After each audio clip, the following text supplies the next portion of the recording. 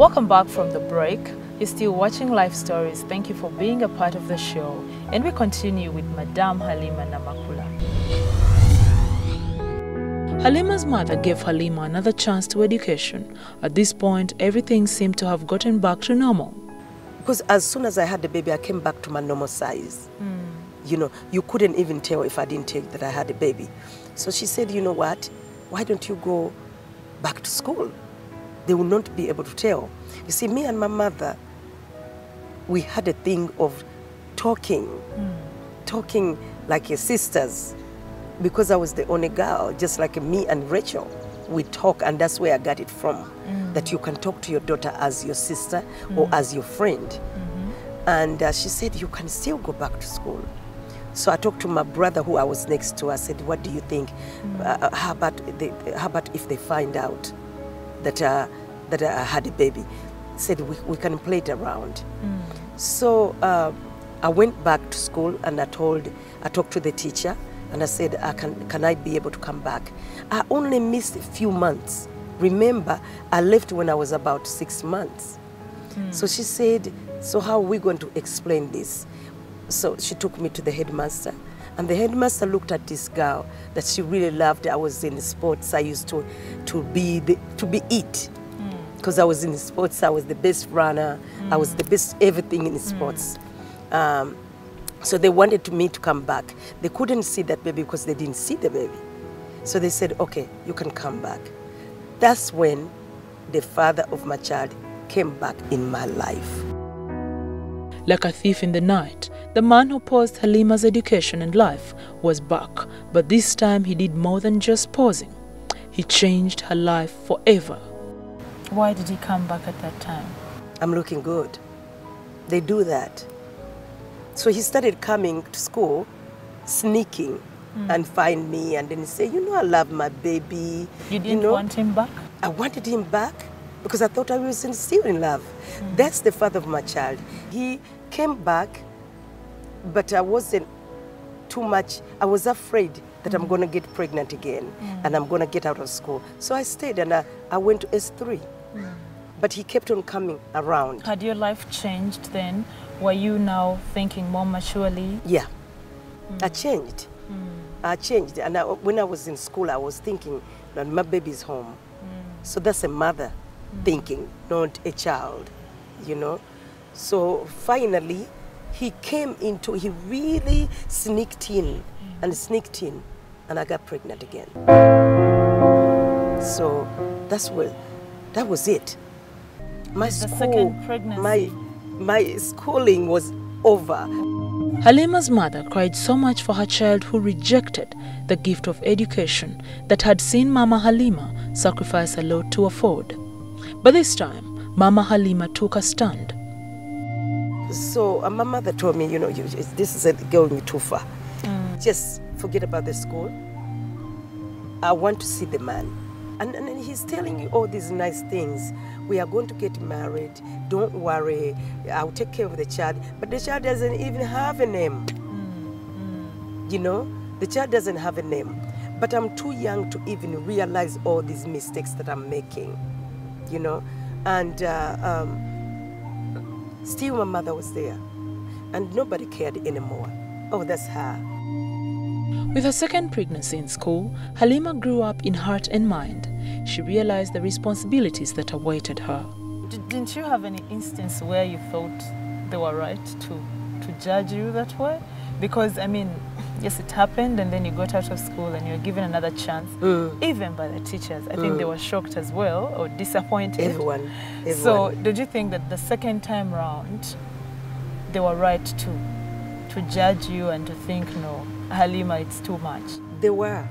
They were right, and I knew it. But at that time, we have this, because it was during Idi Amin's regime. So we are having all these wars happening. So people cannot concentrate on me too much anymore. But other factors. Yeah. So because I remember pretty well, my second baby, my second boy was a tiny little baby, and we have these bombs going around, people running to the villages. So now it has to click everybody's running with their children. My mother and my mother's child. So my mother is trying to protect her child when we are running. I have to protect my children. The man in Halima's life did stay this time round, but with discrepancy. Halima hoped that their children would draw her man closer, but the war did not let that happen. So did this man come back? The second time, did he accept to come? Yeah, he came around, but he didn't come to my mother. He came around and he started giving me little money. But it was too little. It wasn't even helping. But when the war started, then everybody had to run. So we lost in touch. Now I'm with my mother again, alone. We ran to the village. I had to become a mother, an actual mother to my children. Because either I'm losing, because when you're running, at that time, you can't picture it. When there's a war, you can run and forget your child. And to tell you the truth, when the truck came, we jumped on the truck, but I looked back, and my firstborn was left behind. So I had to jump. The truck is running. I had to jump off the truck to save my son. I have this baby with me. So I gave the baby to my mother and I jumped off the truck. I almost died. And then my mother was going to jump because her daughter is left behind, you know? So my brother was trying to save my mother, so the truck had to stop. And I came on the truck and we left and we went to the village. Everyone is taking care of their own children, so I had to take care of my children. After the war, love brought Halima's man back around. She forgave him every day of her life. Halima put the past behind and focused on how she can make a living and raise her children. Despite her tender age and mistakes, Halima was a smart girl who was definitely destined for a breakthrough in her life. So how do you come from being a victim of your mistakes and being the black sheep of the family in the eyes of your father and the eyes of so many other people and being judged every day? How do you come from that to who you are today or who you became after some time? I had a brother who I was next to. One day we were seated by it's like a pond, we were seated there and we were talking about life. I said, I'm gonna make life for my children. I'm gonna go somewhere. I'll go to another country one day and I'll come and I'll get my children and we'll all be happy in another country.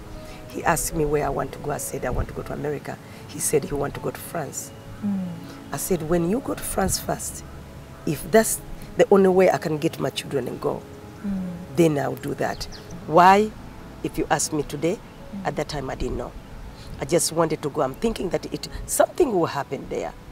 But after those thoughts, by the way, my brother didn't make it. He passed away. So after he passed away, it was my dream alone. And I didn't know, will I ever go? You know, you're thinking about that in those days, you would not even carry a passport. I didn't even have a passport. I'm just thinking I can go. How? I don't know. But the father of my children beat me to it. He came one day and he said, I want to go to America. And when I go to America, I'll come for you. So I said, how are you going to do it? He said, I'm going to go, I've applied to go to Phillips University. So how did you, because at some point you lost contact with him? We came back after the war. We came back and we met again. Because we all grew up in Kampala. In fact, we joined the drama clubs. And we were in Kampala and Negro Angels together. So we are both artists, theater artists. So after all that, we came back together. We started talking. The children are growing little by little. He did go to Phillips University. It was in Oklahoma. He stayed only 1 year and he sent for me. He sent some papers for me to go. What was your relationship by the time he left and even when he was there? When he left, we were back together, you know, because after that, I started getting out of this thing. I had children. Now Halima is Halima. Love me the way I am. even the family, you know, my mother gave me that. Look at yourself like you will survive regardless. So when he went to US, he got there and we started writing each other, you know, and he said, I will send for you. He sent me the papers, and I didn't know how to begin to get the passport, to do that, but still I was a smart girl. I said, let me figure out how I can get this. The first thing I need to go is to go to the American embassy. Now I don't even have anything. I'm going to ask them, can you give me a visa? So I didn't even know what a visa was. I said, when I go abroad, I'll be able to go back to school because no one knows me. Because I'm still a minor. I wasn't 18 yet. I turned 18 in 2 months after I got there. But still, I could go back to school because I was a tiny little thing. And he knew what he did was wrong. And he said, okay, I want her to have another life. He told me later that all I did was to make it up to you and for your family to accept me. Finally, he took me to the United States. And I got there, and we started from zero. And when I say zero, I found a man who has a small room. And we started from that small room. And you have your children? No. I couldn't take the children at that time. So he had one plate, one spoon, one cup, one of everything. So we started to have 2 cups, 2 plates, 2 everything. Slowly by slowly, now I don't have anything to do. I'm not educated enough to work. What do we do? So he started working. He's working, he's going to school. Until one day he came up with the solution, why don't you go back to school? You still look young. Like I said, I looked 16 or 17 for a long time. I was 21 and I could still say I'm 16 and one would take it, you know. But in my mind, I had children already. So I was a woman here. So he said, what do you want to do in life? I said, I want to go back to school so I can have my high school diploma. So I already knew that I passed that. So he took me to adult school where I can fit. And I graduated. And then after that, he said, what do you want to do in life? I said, I want beauty. I want to make people look beautiful. That's what I always want to do. So do you feel like, in as much as he played a role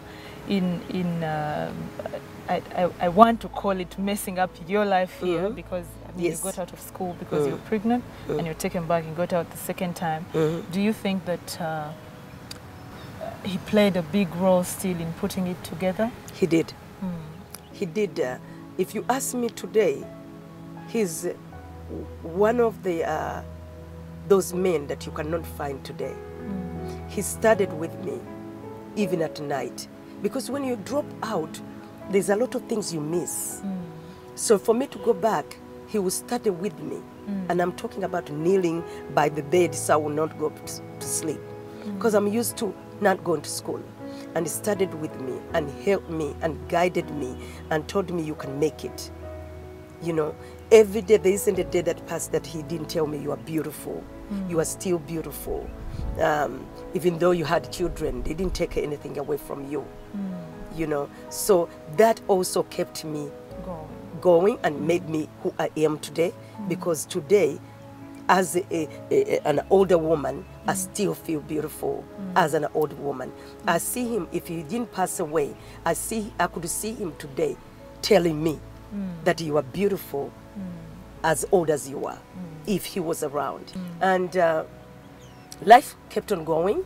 He did not come back to Uganda. I did. I kept on coming back and forth because I needed my mom. I needed to see my mom. I needed my mom to see me. We even brought the children to US. I'm having a man who is non-Muslim. So I'm not really welcome to anyone. You know, this is Halima. Halima's, everything is not good in my life on their side. But it is running. For me, the life is going on. I'm enjoying myself. I'm raising my children That's what I wanted. And they are with me. So now whoever wants to come to me to become my family, come. But I'm doing good with my mother. Today, Halima Namakula is an ultimate role model and mentor to many. She made big mistakes and took big steps to correct them. Halima is of great value to Uganda as a whole, as well as her family that once rebuked her. Have you forgiven your father today? Yeah. It came time when he's old. You know, he started getting old and he was missing out on the grandchildren, on me. Even though I didn't really care too much about him, I was sending him money because I knew deep inside, he's my dad, I can't trade him. And when I came back, one day we sat down, we talked, and I told him, because I'm a woman now, and I said, Dad, you know, you need to accept me the way I am. And I need to start loving you, you know. So we were talking, and I was surprised that he wasn't that mean dad and all that. He just came back to his senses and he said, yeah, we think we need to. And we talked, and I said, okay, this is what I want. I want to come to you and talk to you sometimes. I want us to laugh. Sometimes I want to laugh. I don't even know if you laugh. So right now, you're looked up to by so many people, and you're doing these projects. You have these talents you're developing, and even your own talent. Do you consider your life successful today? To the maximum. Do you think you achieved the dreams, to no matter the what? maximum. I love my life today. It's like I planned it because I always look far. I planned to be what I am today. I had my children, and I was done. After I finished with my children, I said I will have only 4 children, not more than that, because that's all I can handle. So as of now, I'm helping people. It doesn't matter what. Halima's phone number, when you ask me for my phone number, I give you the number that I use, so you can reach me at any time. So basically, I'm here for the whole world. I opened up an NGO, it's called Women at Work International, with other friends of mine, with my fellow artists. And that organization, I founded it for a reason. I wanted to give a woman a new hope. So which particular projects are you working on? We have so much, but this year and up to 5 years from now on, we are working on fistula. And within fistula, though, I still have Hannah Girls Club, where I teach children how to relate, young people how to relate. Because of this, what we have talked about, I needed to teach young girls how to relate with the society. All right, Yeah. which is a very remarkable thing. Yes. You're doing a lot with your A life, lot. and it's helping so many people. All right, you're watching Life Stories, and we're going to go into a short break. And when we return, we're going to look at one of Madame Halima's major projects, which is fistula. This is something that has affected the women all over the world, and here in Uganda, one of the people that is putting up a major fight against it is Halima Namakula. We're going to visit these people, and we'll be right back.